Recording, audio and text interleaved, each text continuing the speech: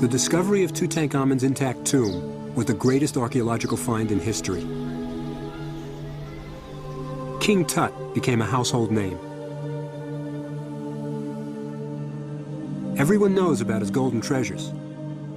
But far more interesting is the story of his tragic childhood, his extraordinary love affair, and his sudden, mysterious death. Now, new clues are revealing the man behind the golden mask, the real Tutankhamun.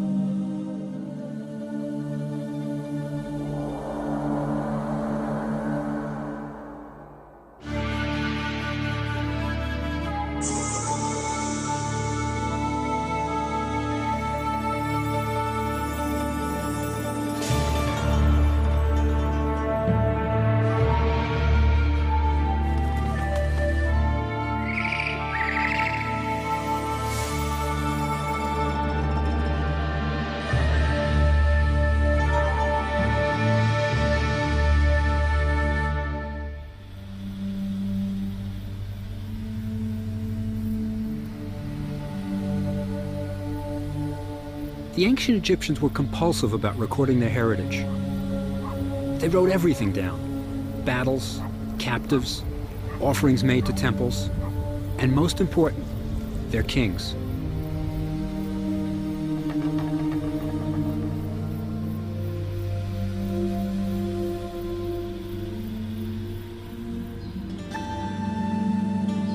If an Egyptian wanted to impress a foreigner with Egyptian civilization, he rattled off a list of kings. When the great traveler Herodotus visited Egypt, he said, "The priest read to me from a written record the names of 330 monarchs." The Egyptians were so proud of their long history that they recorded their kings on the walls of their temples.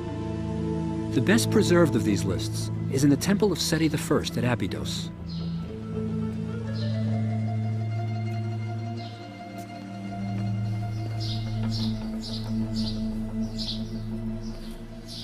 Here we are in the Hall of the Ancients. 3,000 years ago, a very important religious ritual took place here.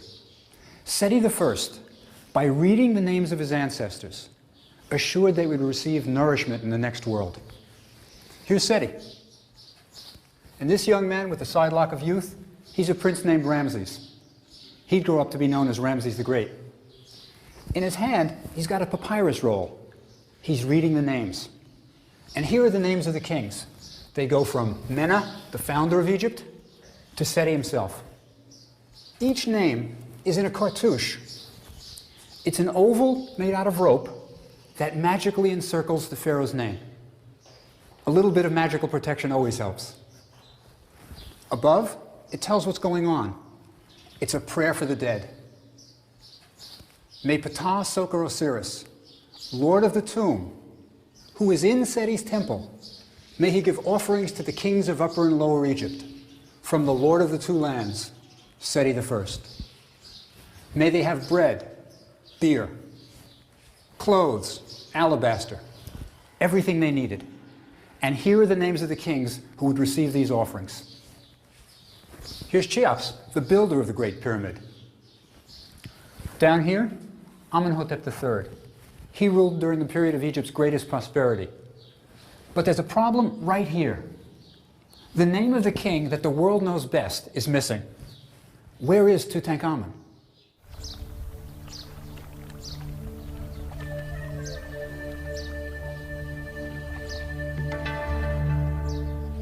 To start unraveling the mystery of Tutankhamun, you have to begin here, at Thebes, the ancient capital of Egypt. It was a place of fabulous wealth.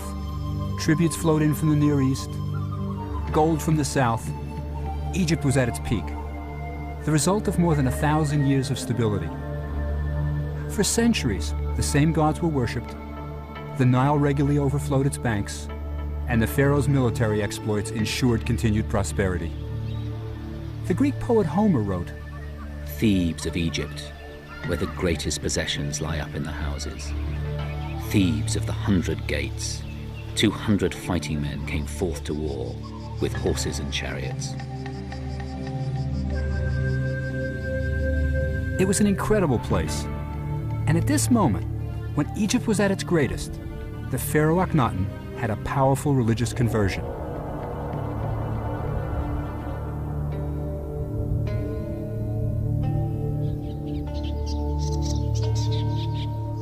The divine and absolute ruler of Egypt became a heretic.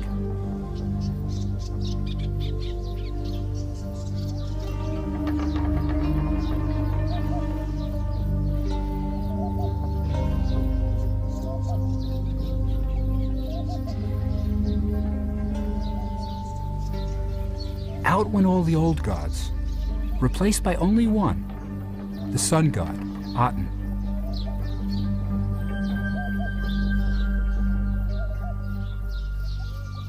With a small band of followers, he moved the capital from glorious Thebes to a desert wilderness 150 miles south of modern Cairo, a place now called Tel al-Amarna.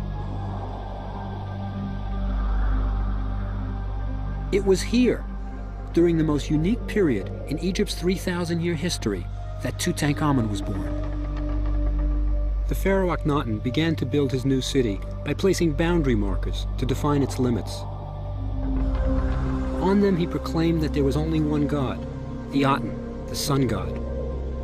Gone were all the familiar gods that Egyptians had worshipped for generations. No longer was there Osiris, the god of the dead, or Anubis, the jackal-headed god of mummification. Gone was Hathor, goddess of music and love. Bes, the lion-headed dwarf playing his tambourine. There was only the Aten, the solar disk whose rays brought life to all.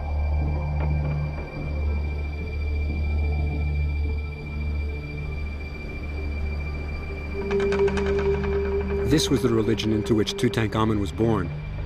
But these weren't Akhenaten's only changes.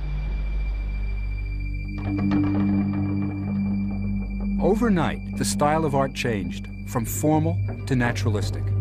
Where once the pharaoh was portrayed as well-muscled and vigorous, Akhenaten was shown as grotesque and deformed.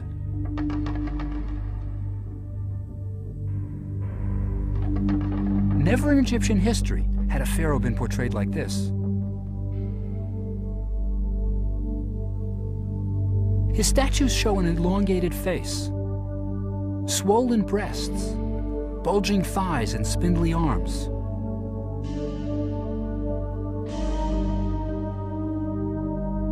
Even the pharaoh's wife, the famous Nefertiti, had thin arms and an unusually long neck. Their 6 daughters, the princesses, were depicted with deformed hydrocephalic heads, their skulls bulging out at the back. When early Egyptologists discovered these grotesque statues, they immediately sensed something bizarre had happened here. Even more surprising was the way the royal family was portrayed together. They were shown in intimate scenes, kissing and touching. Akhenaten was often shown holding one of his daughters on his knee in a tender family moment. Since the very beginnings of Egyptian civilization, no royal family had ever been shown in this manner. Centuries of traditions had just been swept away. Akhenaten also changed the political system that had been so successful for Egypt. In the past, Egypt's domination of the Near East had been built upon a large standing army, led by the pharaoh. With the king at its head, the army traditionally marched out to foreign countries to extend the borders of Egypt. After the army had conquered new land, they returned with everything of value that wasn't nailed down, and expected annual tribute to be sent, or they would be back. It was a simple system, and Egypt grew very rich. Akhenaten refused to do any of this. He simply wasn't interested. In his isolated city, he occupied himself with prayer to the god Aten and spent time with his wife Nefertiti and his children. Akhenaten turned the role of pharaoh from political leader into a religious one. These were remarkable times for Egypt, and into this tumultuous world, Tutankhamon was born. Across the river from Amarna, excavators discovered an inscription that states that Tutankhamon's father was a pharaoh. But which pharaoh? The answer is found in a remote valley where Akhenaten built his tomb.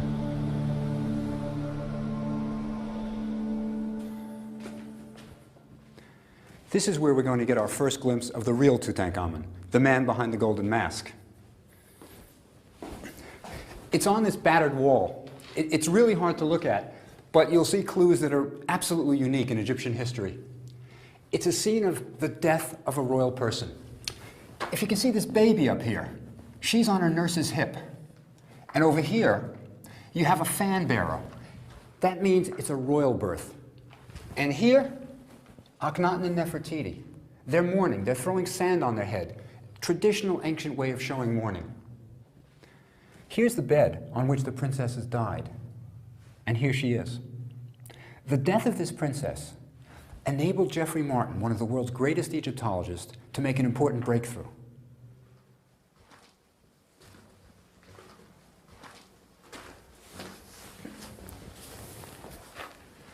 What Professor Martin realized is that in this room is an almost identical scene.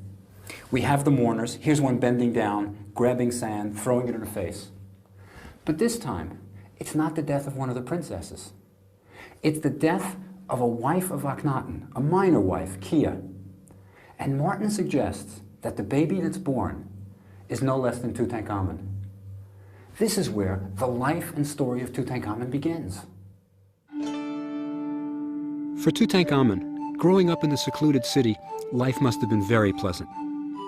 Children were beloved in Egypt. The scribe Annie advised, marry young and have plenty of children. The geographer Strabo, who visited Egypt, reported with astonishment how many children the Egyptians raised. He thought the size of Egyptian families was a direct result of the fertile soil and warm climate of the country. Diodorus, another ancient traveler, observed that Egyptian children cost their parents virtually nothing. For while they were small, they went naked and barefoot, the boys wearing a necklace and the girls a comb and girdle. They could all feed, for practically nothing, on papyrus shoots and raw or boiled roots. Young children were particularly fond of pull toys, like a dog whose mouth revealed sharp teeth as it was opened and closed by pulling a lever. Older children played board games, and Tutankhamun must have enjoyed these. 6 sets of board games were found in his tomb. Like our modern Monopoly, pieces were moved on squares, with some stops being favorable and some unfavorable. You could land on very good, or life, prosperity, stability, but you could also land in the water. As a member of the royal household, Tutankhamun was undoubtedly taken each day to the brightly painted temple to worship the Aten in an atmosphere of tranquility and love. The Aten seems to have been unique. There was no negative aspect to the philosophy of Atenism. This was not an angry god, eager to punish naughty children.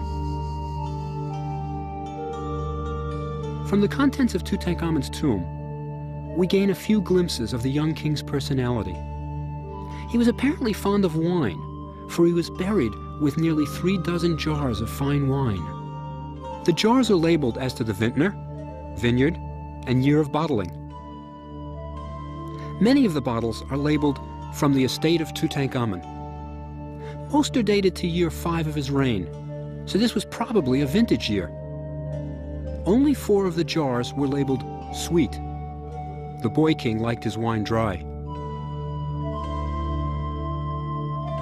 The common man drank beer, with wine reserved for the upper classes. So the wine cellar Tutankhamun took with him to the netherworld was quite a treasure. But all these luxuries were little consolation for the tragedies that would soon strike the young king. While Tutankhamun was growing up, one of the most ambitious and cunning members of the court was named Ai. His tomb, cut into the eastern cliffs of Amarna, is the largest of all the nobles' tombs.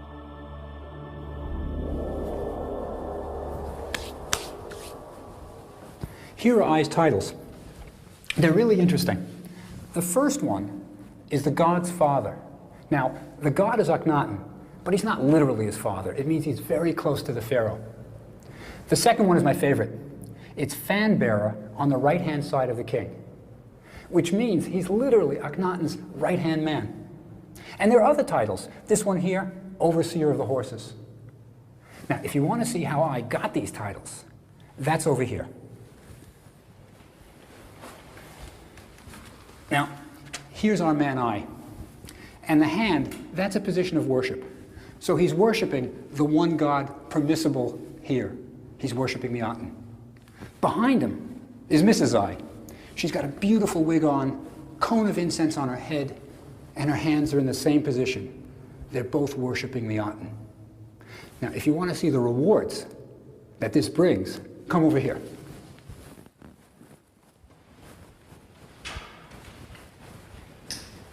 There's a scene over here that shows just how you were rewarded at Amarna. There's Akhenaten, and behind him is Nefertiti. But right above them is the Aten, the solar disk, with its rays coming down. What they're doing is they're handing out gold necklaces to Eye and his wife. What's neat is the kids are along. There are 3 princesses with them, and they're helping Dad. One of the princesses has a tray of gold necklaces that she's handing to her mother right there. Also, you can tell just when this wall was carved, because there are 3 princesses, and Akhenaten and Nefertiti had 6. So this would place it about in the middle of Akhenaten's reign.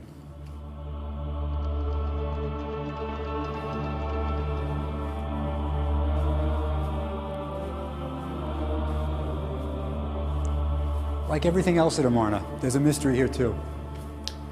Look at these columns. They're unfinished. The tomb isn't complete. When the workmen reached this point, they put down their tools, walked away, and never came back. We know that Eye continued living for years after this point. So why did the most powerful official at Amarna leave his tomb unfinished in the middle of his pharaoh's reign?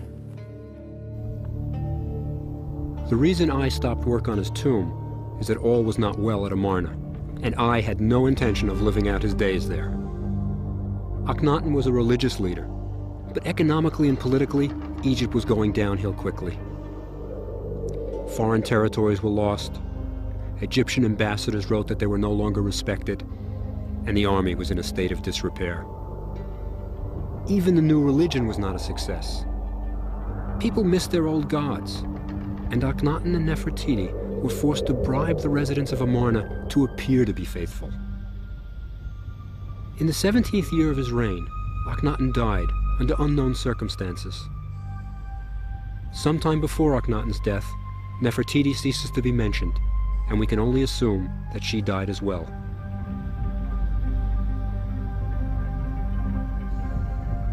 Soon the town of Amarna was deserted.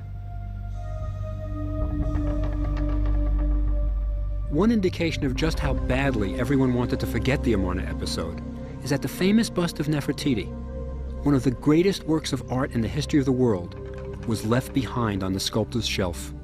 No one wanted it.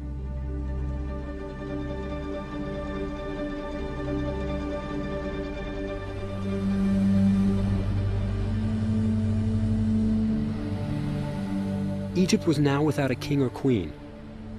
Little Tutankhamon was married to his 11-year-old half-sister, Ankhesenamun. Young Tutankhamon, the only male heir, thus became pharaoh.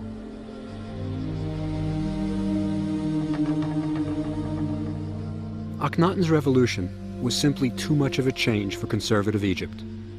Thebes, with its 2 great temples, was once again the religious center of the country. The thousands of priests, neglected for the 17 years of the Amarna experiment, could finally return to their rituals and worship the gods of ancient Egypt.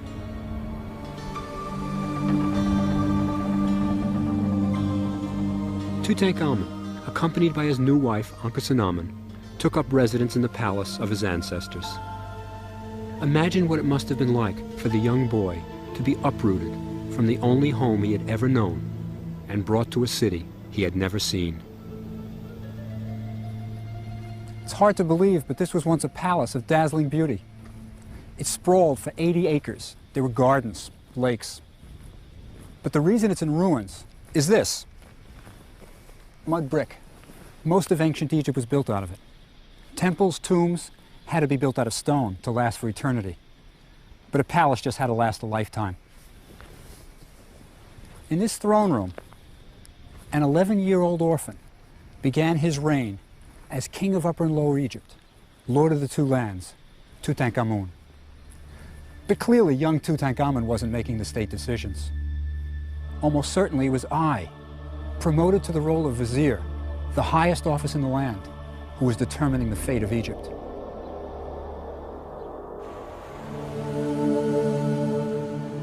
Tutankhamun wasn't the only boy pharaoh in Egyptian history. A letter written 1,000 years earlier by another boy king reminds us that although Tutankhamun was king of Upper and Lower Egypt, he was also a child. During young Pepi II's reign, his viceroy to Nubia wrote to him to say he was returning with a pygmy. The excited Pepi wrote back with instructions. The viceroy was so honored at receiving this long letter from the young pharaoh that he had it carved outside his tomb in Aswan for all to see. Come forth to the palace immediately. Leave everything and bring the pygmy. When he goes down with you to the boat, put strong men one on either side of him. Take care lest he fall in the water.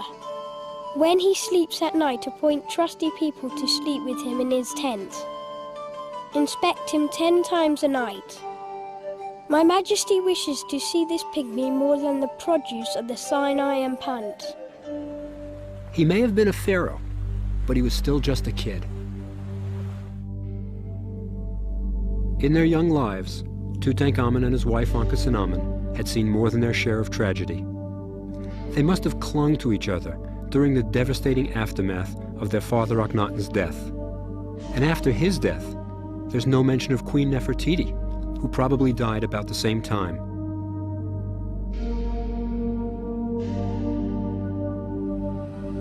Now they were orphans, forced to move to Thebes, leaving behind their home, their religion, and even the loving memories of their father, now branded a heretic.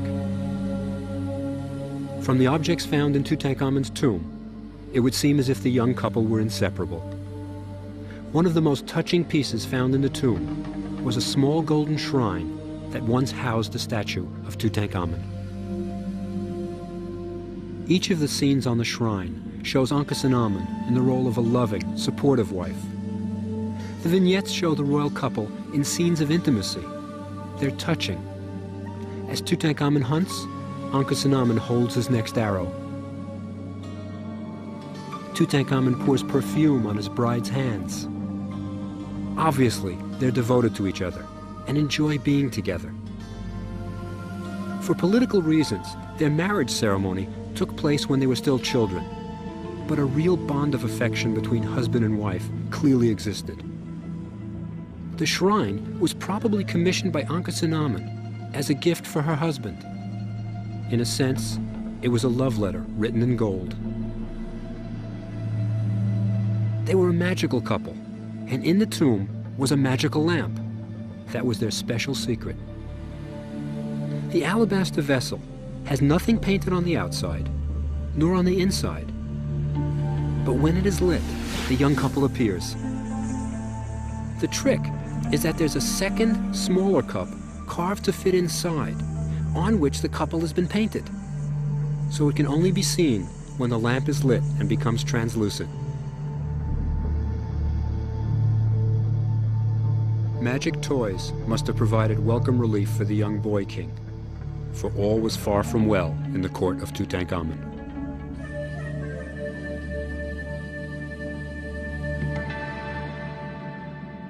Here in this corner of the Cairo Museum is another crucial clue to what's going on. This is a public notice. It was set up in Karnak Temple, the great religious center of Thebes. Shortly after the return to Thebes, the powers guiding Tutankhamun decided that they should establish him as returning to the old gods. And this is how they did it.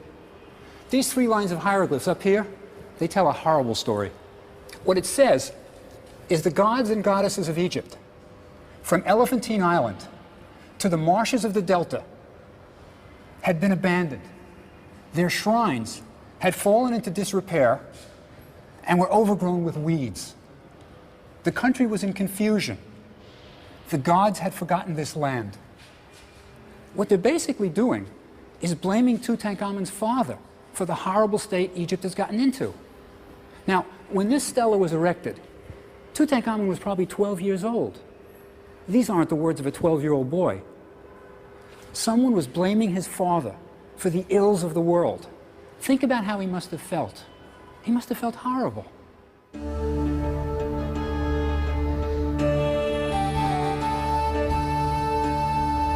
When Tutankhamun returned to Thebes, one of the first things he did was to complete a monument begun by his grandfather, Amenhotep III.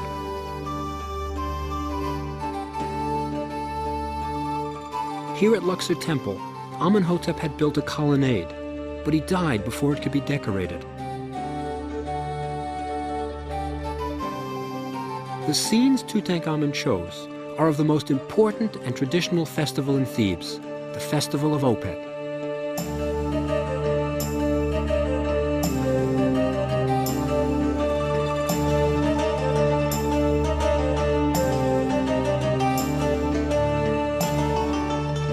Opet is the ancient Egyptian name for Karnak Temple. Once a year, the statues of the three most important gods of Thebes, Amun, Mut, and Khonsu, were placed in small shrines and brought from Karnak to Luxor for all to see.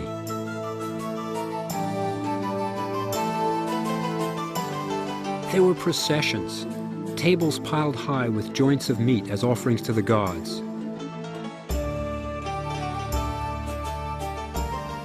Music, hand clapping, singing and dancing. It was a time of excitement, and Tutankhamun portrayed it all.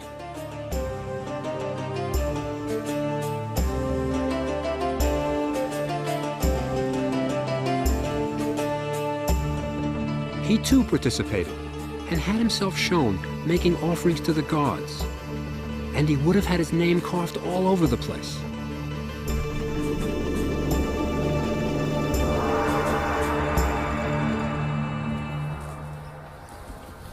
There's a real problem here. Tutankhamun decorated all of these walls. His name should be everywhere. But the only place you can find it is here, in this out-of-the-way part of the temple. These three little hieroglyphs spell out one of his names, Neb-Keperu-Re. Somebody was trying very hard to eradicate every trace of Tutankhamun. Tutankhamun and Ankhesenamun were undoubtedly close to each other because of the tragedies they endured together. The excavation of Tutankhamun's tomb revealed yet another tragedy they shared. Ankhesenamun had suffered 2 miscarriages. In a small room off the burial chamber, 2 miniature wooden coffins were found. Inside were 2 fetuses. Howard Carter, the discoverer of the tomb, unwrapped the smaller one and noted that it was approximately 5 months into maturity and showed no signs of having been mummified. The second fetus was sent to Dr. Douglas Derry, professor of anatomy at Cairo University. He unwrapped it and noted it was an 8-month female fetus. This one had been embalmed. Derry mentioned that he found the wire which the embalmers used to remove the brain still in place in the skull. The fetuses curiously disappeared in the 1930s. But recently, the larger one was rediscovered at Qasr Al Aini Hospital, where Derry had stored it. When the smaller fetus was found last year, Dr. Fauzi Gabella, chairman of the anatomy department, invited me to examine both fetuses. Very good. Usually the resin in the skull would be introduced through the nasal passages. Yes, in adult skull. Right. But here, in an immature baby, which was about 8 months, intrauterine life, it is easy to put the resin through. This was an exciting moment for me. My specialty is mummies, and on an intellectual level, I very much wanted to see if the smaller fetus had been mummified. On a more personal level, I would be as close to Tutankhamun and Ankhesenamun as I would ever get. Anterior fontanelle. Yeah. The incision here on the left is the same as always. Always on the left, lower abdomen. This is the area where the resin entered inside and where the abdominal organs were taken out. And what is very interesting is that you find that this area is still gapping. They didn't suture it. Right. So it is still open like this, you see. Yeah. One of the things that always puzzled me is they often said in the early literature, it was the mummies were examined by Howard Carter and then later by Derry, the anatomist at Cairo University. Yes. They said that the smaller of the two fetuses, Ankhesenamun, had two miscarriages. This is the larger one. Yes. And they said that the smaller one wasn't mummified because they didn't see an incision in the lower abdomen. But over here, let's look at it. This smaller fetus, unfortunately, was affected with much degeneration. But the resin is clear and is apparent here in the lower part of the abdominal cavity. You can see the resin as black area, but the incision itself is not apparent because of the degeneration. And this resin has the same color and the same texture and the same appearance as that of the larger one. Yeah. But the site of incision is not clear because of the degeneration. It's very friable. Very friable, this area. Think about the skill of the ancient embalmers. There is a resin here. Working on this tiny little girl, they probably tried to remove the internal organs through an abdominal incision. These guys were incredible. And underneath there is a mass of linen soaked with the resin, black area. Yes. So it should have been embalmed also. Why Certainly. not? Certainly Yes. was mummified. Absolutely. Looking at these two tiny humans, one can only help but wonder what would have happened if Tutankhamun and Ankhesenamun had had children that survived. If they had a male heir, the hopes of anyone else wanting to be king would have been crushed, and the course of Egyptian history altered forever.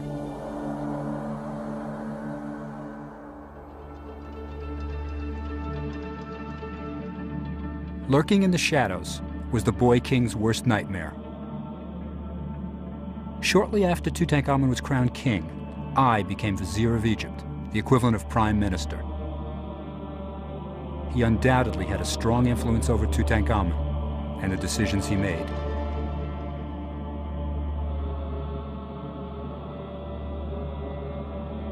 I, of course, now had access to every resource and luxury in Egypt.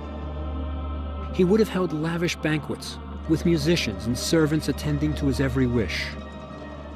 An army of artisans and craftsmen prepared the goods for his tomb that would accompany him to the next world.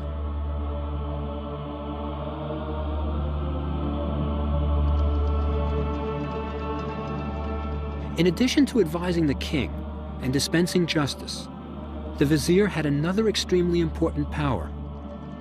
He controlled access to the palace. No one could enter or leave without his knowledge and permission.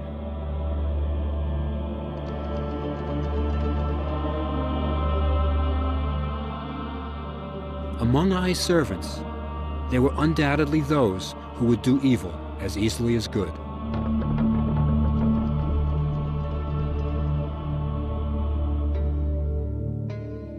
One of the rare glimpses we have of Tutankhamun in his official role as pharaoh is in the tomb of Hoi, his viceroy to Nubia.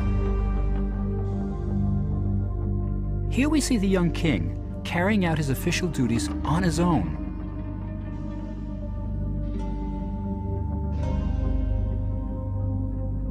Hoi was an important official in Tutankhamun's court.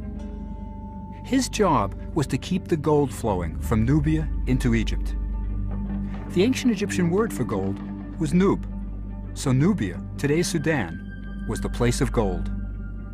Indeed, the gold for Tutankhamun's coffin may well have been supplied because of Hoi's conscientious efforts.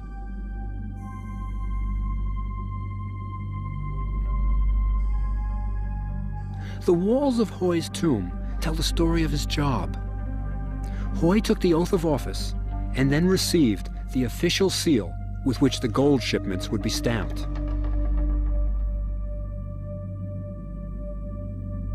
As Hoi returns from Nubia, we can see his horses peeking from their stalls.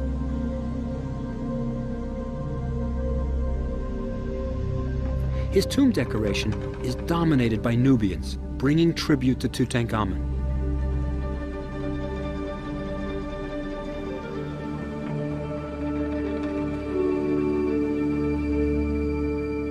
Giraffes, monkeys, and countless rings of gold.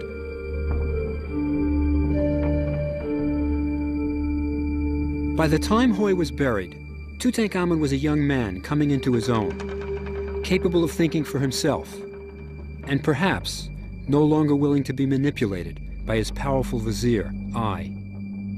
This new independence may have cost him dearly.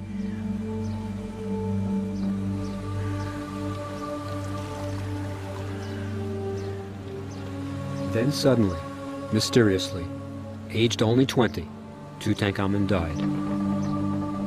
His body was mummified, ferried across the river to the West Bank, the place of the dead.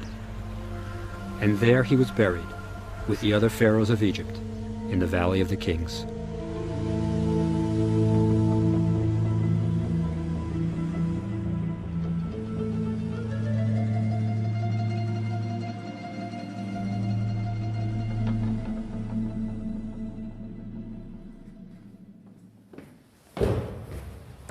This is the most famous tomb in the world, but everyone who visits it is disappointed.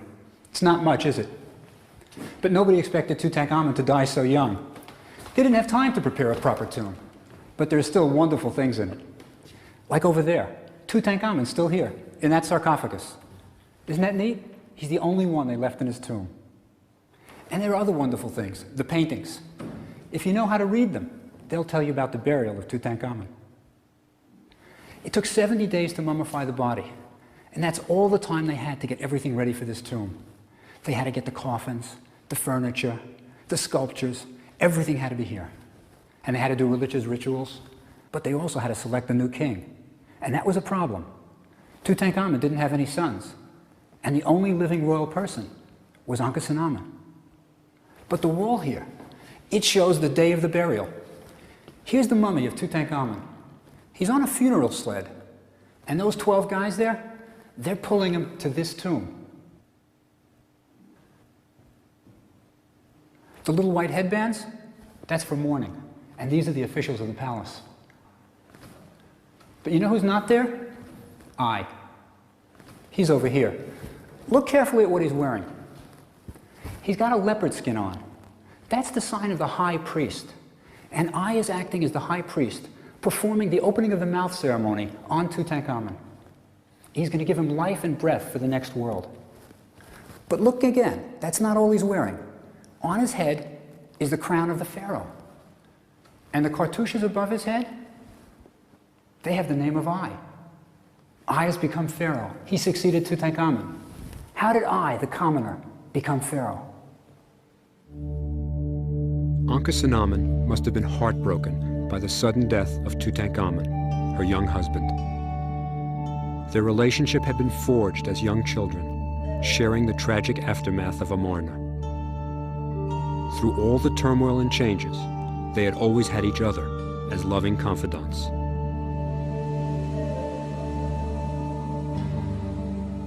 During the days immediately following Tutankhamun's death, a series of events transpired that make it probable that several murders occurred during this tumultuous period. The first of these events, a plea from Ankhesenamun, is recorded on an ancient tablet found in the archives of the Hittite capital, Bozaköy, in modern Turkey. Ankhesenamun's letter was so remarkable that even the recipient of the letter, the Hittite king, didn't believe it. My husband died, a son I have not. But to thee, they say, the sons are many. If thou wouldst give me one son of thine, he would become my husband. Never shall I pick out a servant of mine and make him my husband. I am very afraid.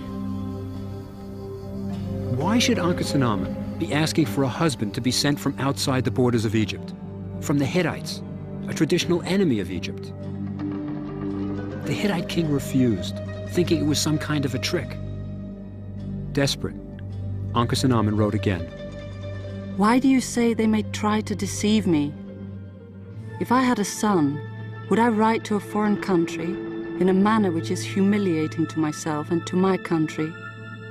You do not trust me and tell me even such a thing. He who was my husband died, and I have no sons. Shall I perhaps take one of my servants and make him my husband? People say that you have many sons. Give me one of your sons, and he will be my husband and king of the land of Egypt. So the king sent one of his sons to Egypt to marry the desperate Ankhesenamun. But he never made it. Somewhere in the wilderness, on an Egyptian border, he was murdered. Why was Ankhesenamun compelled to find a husband outside the borders of Egypt? In each of her letters, she declares she will never marry a servant. This is not a common phrase. There must have been a specific threat. Who could be forcing Ankhesenamun to take a commoner as her new husband? The answer was found more than 3,000 years later in the shop of a well-known Cairo antiquities dealer. In the spring of 1931, Percy Newberry, an Egyptologist, found in the store a finger ring with 2 cartouches, one of Ankhesenamun, the other of I. Newberry immediately wrote to Howard Carter with his revelation. My dear Carter, it will interest you to know that I have just seen a finger ring which has on it the cartouche of Ankhesenamun, alongside the prenomen of King I. This can only be interpreted as meaning that King I has married Ankhesenamun, the widow of Tutankhamon. It was the old Vizier I who was the servant that Ankhesenamun so desperately wished to avoid. Her urgent letters to the Hittite king, the ring found by Professor Newberry, and the scenes of I on Tutankhamun's wall all confirm that I succeeded Tutankhamun as king of Egypt by marrying the frightened young widow. What happened to Ankhesenamun after her marriage to I? When Professor Newberry discovered the ring, proving the marriage between the elderly I and the 21-year-old Ankhesenamun, he wrote to Howard Carter. Is there any chance of your going out to the Western Valley to see the tomb of I? If you do go out there is a point that would be extremely interesting to settle. On one of the walls of the sarcophagus chamber, there's a figure of old King I, with Queen T behind him. Are there any traces of a figure behind Queen T? And is the cartouche big enough for the name of Ankhesenamun? If Ankhesenamun were alive when I died about 3 years after the marriage, she should be shown on the walls of his tomb. So it's in I's tomb that we must look for clues to Ankhesenamun's fate.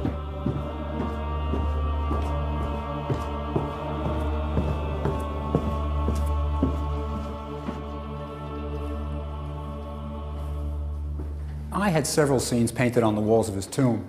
These are religious. They show the gods welcoming I, and he's being prayed for. But the one that Professor Newberry was interested in, the scene that'll tell us about Ankhesenamun, is over here. We've got I. He's hunting in the marshes. He's got his throw stick. And Ankhesenamun should be with him. She's his wife. She's the Queen of Egypt. But the cartouche over here, it's too short for her long name. It's just the right size for the first wife of I, T. And this damaged figure here, that's T. But there's no room for Ankhesenamun behind her. And the hieroglyphs tell us T is the Queen of Egypt. What happened to Ankhesenamun? In order for T to be queen, Ankhesenamun has to have died. Just as in order for I to become king, Tutankhamon had to be dead. We can only imagine that Ankhesenamun suffered a similar death to the Hittite prince and to Tutankhamon. Are we dealing with a serial killer? Could I have murdered his way to the throne?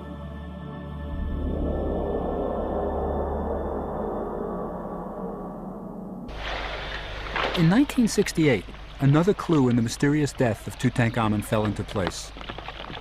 Dr. R.G. Harrison, an English anatomist, carried out a unique medical examination.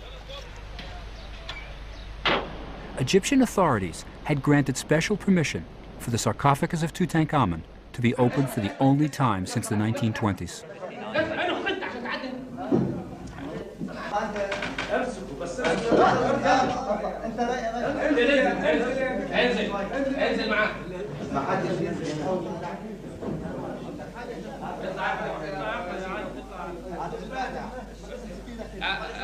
Watched by amazed tourists, the corpse was once again revealed.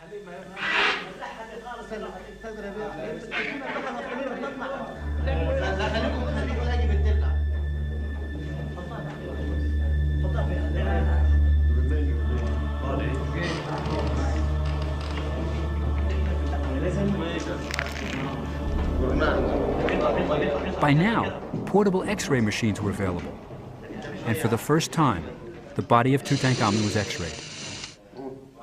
The results were dramatic, as Harrison identified evidence of a blow to the back of the skull of the long-dead king. This is within normal limits, but in fact it could have been caused by a hemorrhage under the membranes overlying the brain in this region. And this could have been caused by a blow on the back of the head, and this, in turn, could have been responsible for death.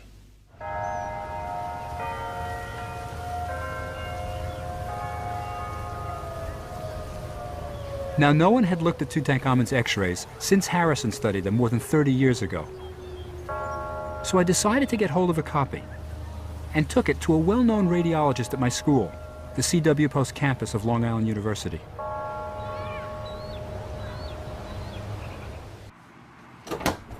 Hi, Dr. Irwin. I've got it. I got the x-ray. Hey, Bob. How are you? Good. Anything you can tell me about it will be appreciated. All right. There it is. Well, the theory that Dr. Harrison proposed is kind of interesting, because I think there's an interruption here in the occipital bone, the posterior of the skull, which could represent a small fracture. And then he felt that this darker area in here represented the blood clot. Mm-hmm. If that's so, and this is the other side of the blood clot, it suggests that the clot has calcified.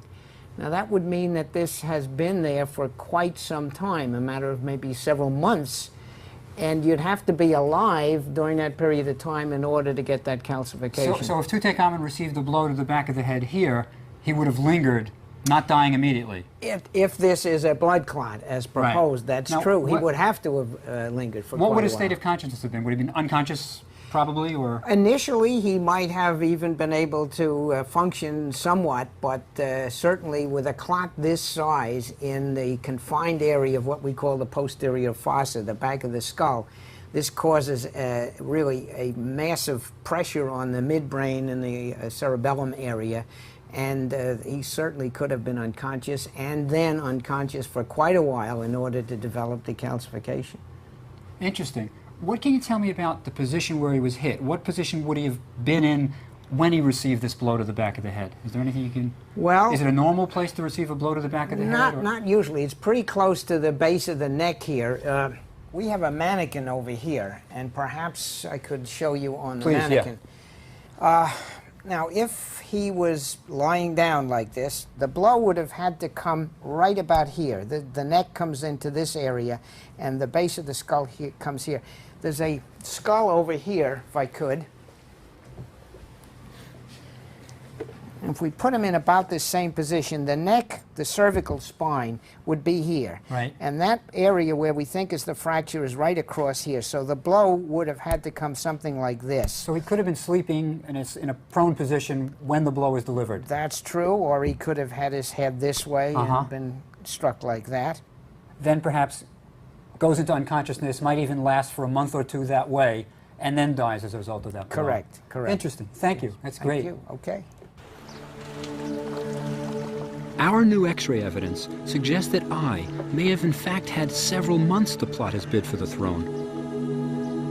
If I murdered Tutankhamon, Ankhesenamun, and the Hittite prince, why wasn't he brought to justice? The answer is written on the walls of the tomb of Rekhmire, who recorded the duties and powers of the vizier.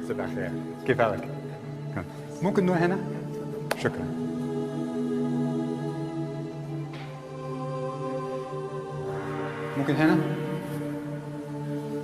تمام.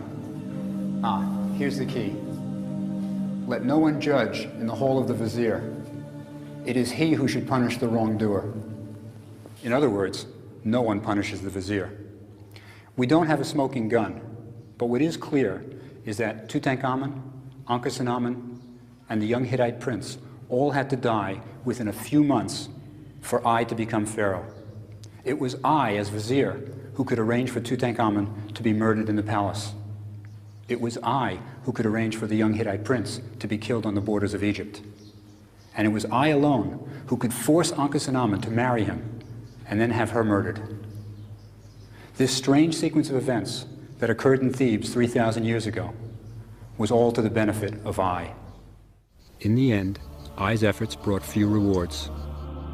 He died 3 years after becoming king, His tomb was robbed, his mummy destroyed, his name erased, and the precious objects he planned to take with him to the next world were stolen. Today his name is unknown, remembered only by Egyptologists because he succeeded Tutankhamun as pharaoh. As for Tutankhamun, the ancient Egyptians so hated what his father had done that they systematically removed all traces of Tutankhamun's memory. That's why Tutankhamun's cartouche isn't included on the walls at Abydos, where all the kings of Egypt are listed. That's why his name was erased from the Luxor temple colonnade that he decorated. But despite this, his name lives on. His small tomb in the Valley of the Kings, soon covered by the rubble from a later pharaoh's burial, remained untouched for 3,000 years. Tutankhamun, who suffered so much in life, rests in his tomb, the only pharaoh to remain buried in the Valley of the Kings. For him alone, the ancient Egyptian prayer came true. May the Lord of the two lands, King of Upper and Lower Egypt, Neb-Keperu-Re Tutankhamun, have life, health, prosperity, like Re forever.